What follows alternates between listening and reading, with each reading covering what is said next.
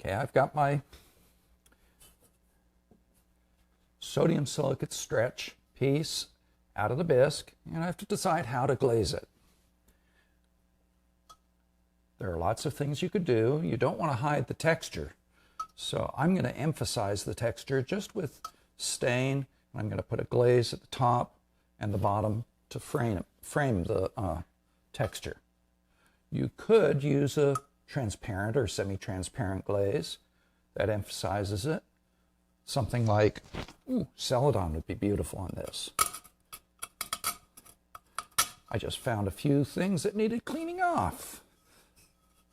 Constantly looking until you get the glaze on there to make sure that there aren't any little sharp things. And you can also run your hands over it. Often your hands can feel things that your eyes can't see. So I'm just going to go over it, look at it. Now I did wax the bottom. I put wax resist around the foot, and I put glaze, a clear glaze, because the glaze I'm going to put on is semi-opaque and would hide my signature. Put a clear glaze over my signature so that way I'll be able to see it. So to start with, the best thing to do is to glaze the inside first. Make sure you stir up your glaze.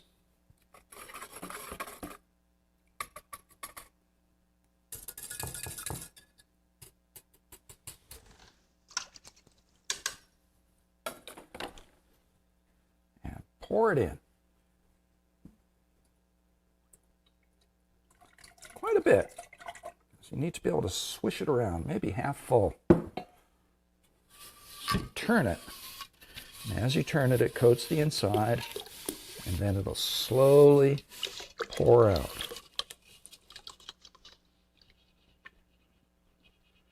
And after pouring it out, I'm going to dip it just down to the neck.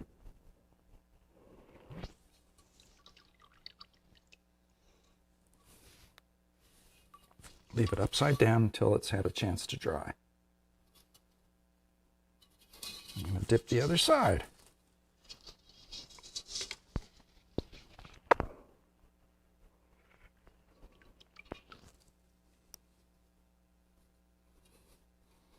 Now remember, the average dip is about 2 to 3 seconds.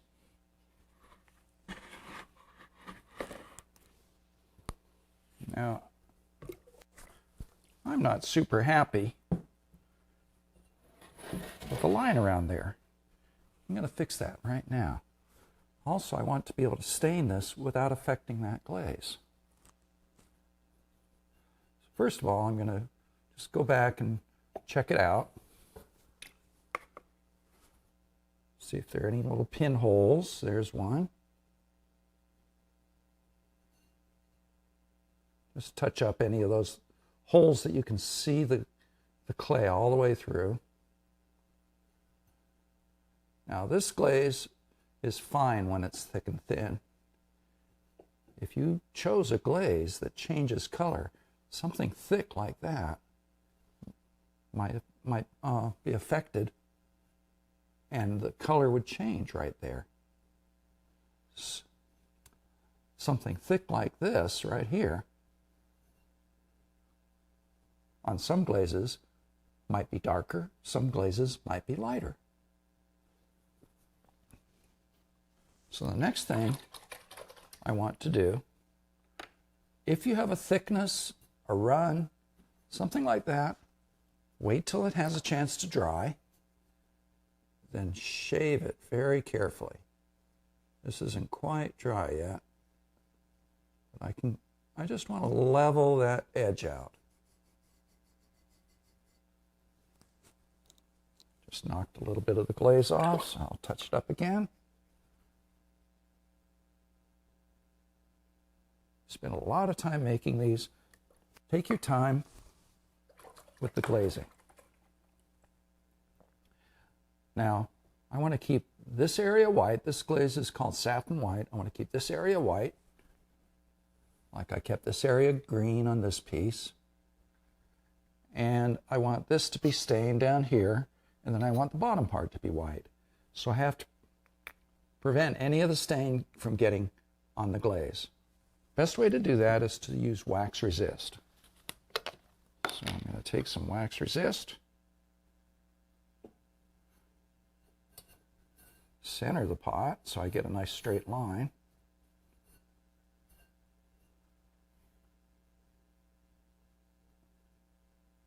And brush the wax where I want the glaze to stop. I'm going to go up a little ways just to protect it.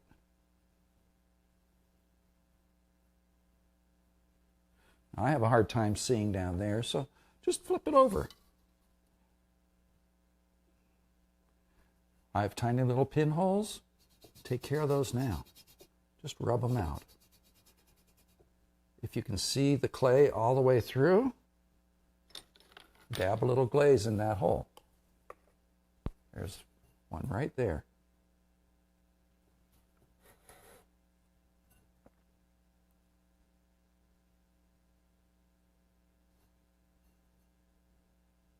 There's one there.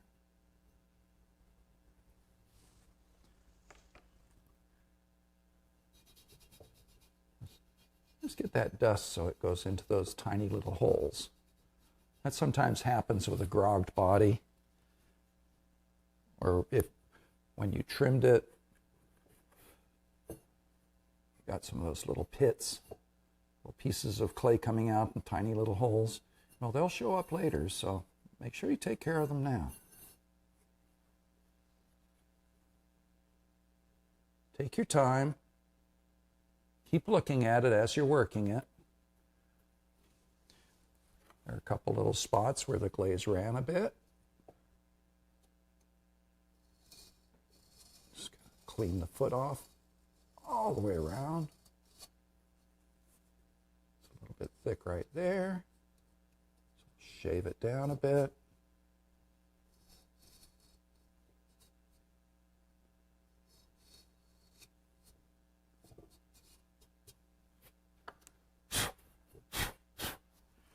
Now I'm going to wax it. Now, the key to using wax resist is patience. Make sure that you give it plenty of time to dry. Don't give it enough time, it won't resist. So, a lot of people will wax one day and glaze the next. I'm not that patient. Usually half an hour is enough for me. You can sometimes get away with 20 minutes.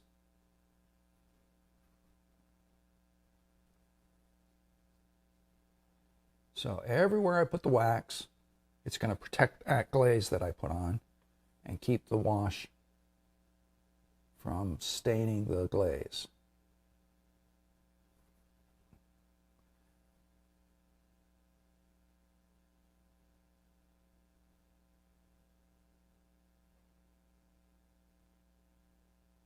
It's much easier to draw a straight line on your piece after it's bisked if when you made the piece, you incised a little line.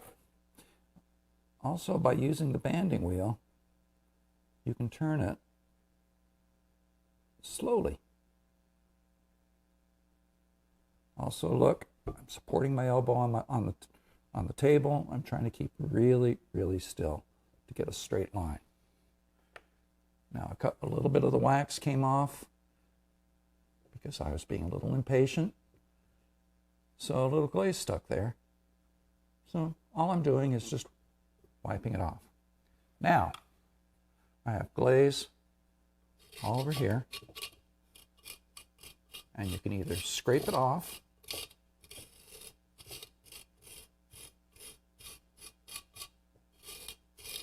trying to avoid the wax.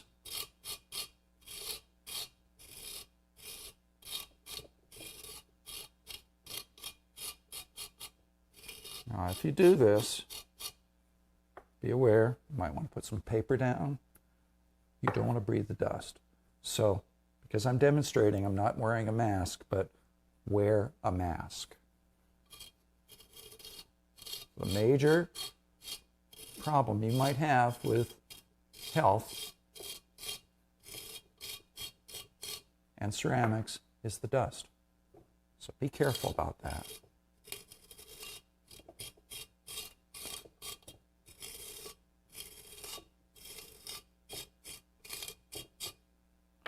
Okay, I've got most of it off. I'm going to sponge it. Now look what happened. That gives me an idea of what I could do on another piece. Now this is a white glaze, so it's not going to show up. But if you chose a glaze that was a dark brown like a temuku, or a glaze with a color, and you did this, look how the glaze goes into all the cracks and crevices.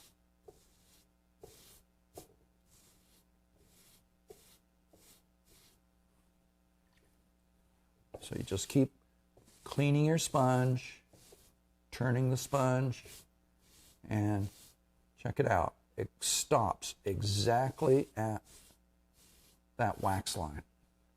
So underneath there is a perfect line, nice straight line of the glaze.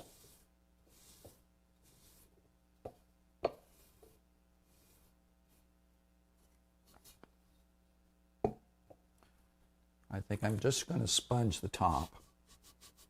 But remember, don't scrub, scrub, scrub. You'll scrub the wax away too. Just keep turning that sponge. And once the glaze gets a little bit damp from sponging, it'll come right off.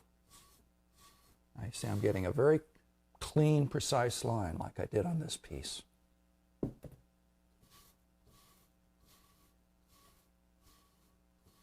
So the glaze is protected underneath the wax resist here and underneath. I did it all the way down on the bottom because sometimes the wash might run.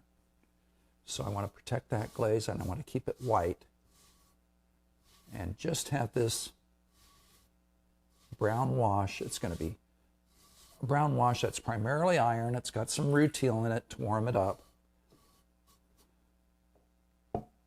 And it will come out like this. So as soon as you have done this, get rid of that dust. Just going to take a sponge and wipe it up. Just put it in some water there. Now, here I've got some iron and rutile wash. You can use any wash, but remember the color will change depending on the glaze that you put over it, or if you don't put any glaze over it. If you put no glaze over this, it comes out to this warm, dark, orangey brown. Cobalt, if you put cobalt on the piece, you think it's going to be blue. It's not unless you put a glaze over the top of it and put a clear or a celadon glaze. Now, I'm going to use one of these sumi brushes, and the washes, they're just metallic oxides that are mixed with water. Sometimes might put a little bit of flux in there too. And it should be watery. The top, before you use it, it's just going to be like ink. So a good way to test it is to take and load up your brush and brush it on a bowl. Stainless steel works really well, and you'll see if it runs. If it just sits there, it's too thick. This is just right. So now I'm just going to coat this piece with the wash.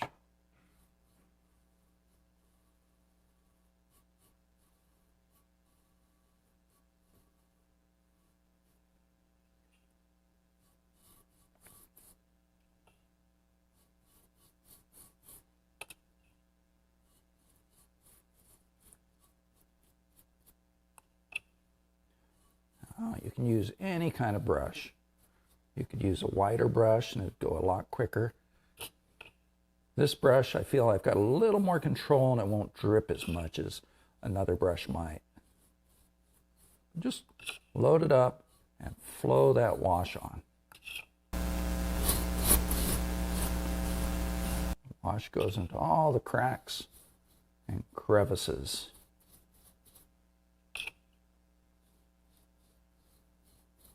Being careful not to go too far down.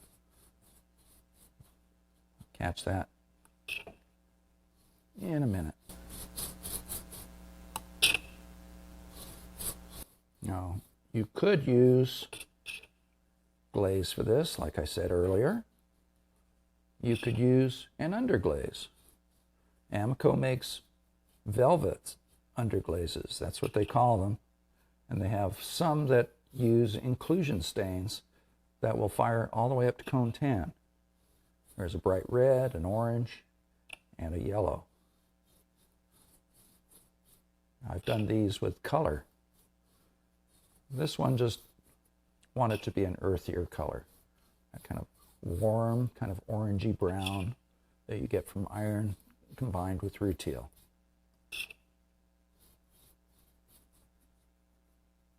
All the cracks and crevices.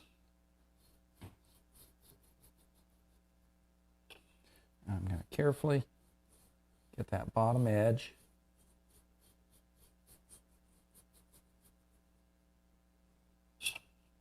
Now, doing nothing else, if this were straight iron, it'd be almost black. And iron's an interesting material that we use in ceramics because you put a lot on and you get it hot enough, it turns into a flux and can run really badly. So be careful about putting too much on. So I may have missed a couple little holes here and there, but that's all right. Now I could leave it like that. It'd be very dark orangey brown. I'm going to take it one more step. Take some water and wash it off. And by doing that, the wash will go into all the cracks and crevices. And it'll be lighter on the high spots. So it'll really show up that texture. This is fantastic for carving. Any kind of texture that you might have.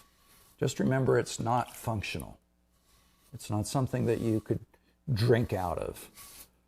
But for a decorative piece, you could bury this for 1,000 years and it will be fine after the final cone 10 firing. So I keep wringing the sponge out. If you just keep rubbing it in one place, yeah, it'll come off eventually, but boy, it takes a long time. If you get the sponge wet, wring it out, get it, and just keep turning the sponge and getting clean areas.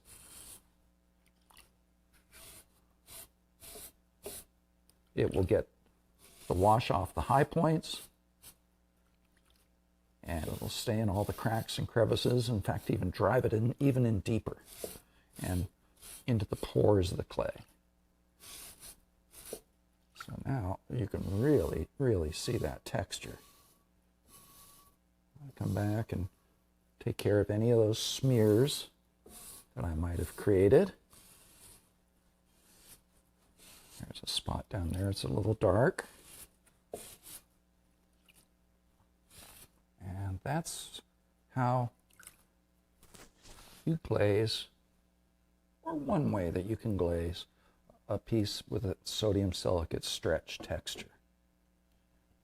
This is how it'll come out, except the glaze on the top will be white. Thank you.